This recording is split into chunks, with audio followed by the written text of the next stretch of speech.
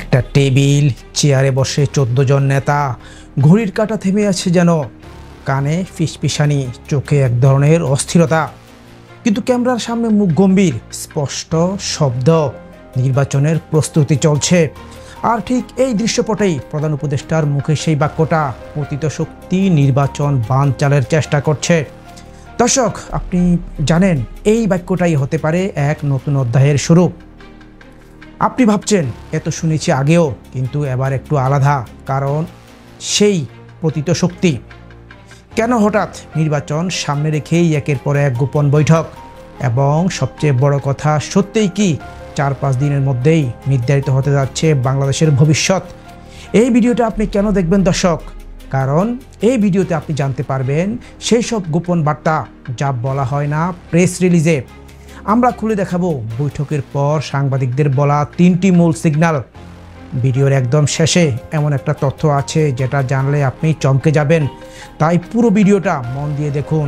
আর এমন বিশ্লেষণ পেতে চাইলে আমাদের ফেসবুক পেজ ফলো দিন, ইউটিউব চ্যানেল সাবস্ক্রাইব করে ফেলুন।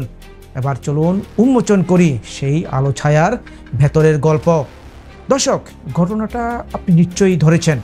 ঢাকার যমুনা রাষ্ট্রীয় অতিথি ভবনে ১৪টি রাজনৈতিক দল এবং একটি কেন্দ্রীয় ফিগার, প্রধান উপদেষ্টা মোহাম্মদ ইউনূস, তার স্পষ্ট ঘোষণা নির্বাচনের দিনক্ষণ ৪-৫ দিনের মধ্যে আসছে।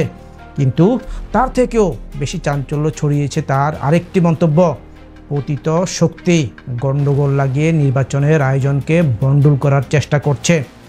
চলুন প্রথমে বুঝি এই বক্তব্যের অন্তর্নিহিত বার্তা কি, কাদের উদ্দেশ্য করে বলা হলো পতিত শক্তি। এটা কি বিরোধী রাজনৈতিক দলের প্রতি ইঙ্গিত, নাকি এটা ছিল রাষ্ট্রের ভেতরের বিভাজন নিয়ে একটা সতর্ক বার্তা? এরপর আসি দ্বিতীয় দিকটিতে।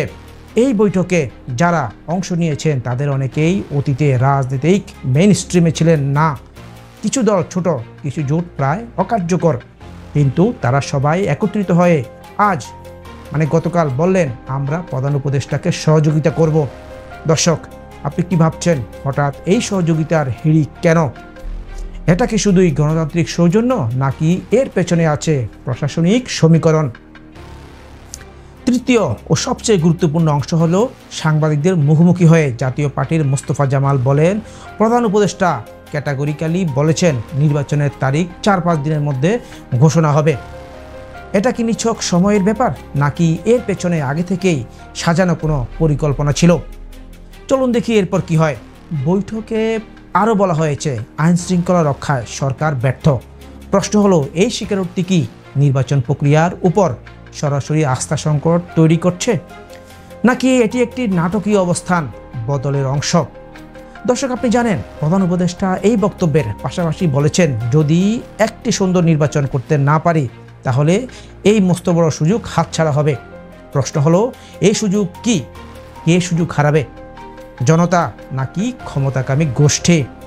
চলুন জানি এরপর আরও একটি ডিটেইল। প্রধান উপদেষ্টা তার বক্তব্যে বলেছেন, ফ্যাসিবাদ বিরোধী সব শক্তির ঐক্য স্পষ্ট। অর্থাৎ তিনি এক ধরনের যুদ্ধরেখা টানলেন, এক পাশে গণতন্ত্রপ্রেমী, অন্য পাশে ফ্যাসিবাদ। প্রশ্ন হলো, এই ভাষার ব্যবহার কি রাজনৈতিক গঠন পদ্ধতির বাইরে গিয়ে আরও গভীর সংকেত দিচ্ছে?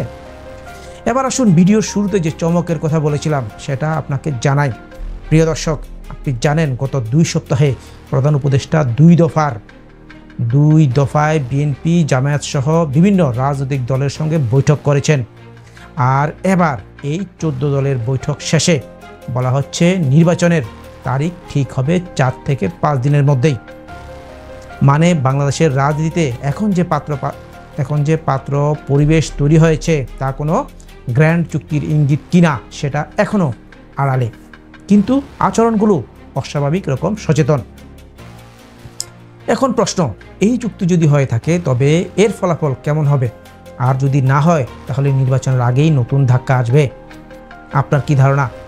আপনি কি মনে করেন পতিত শক্তি বলতে কাকে বোঝানো হয়েছে? এই নির্বাচন কি আদৌ শান্তিপূর্ণ হবে? কমেন্টে লিখুন আপনার বিশ্লেষণ, আমাদের জানান।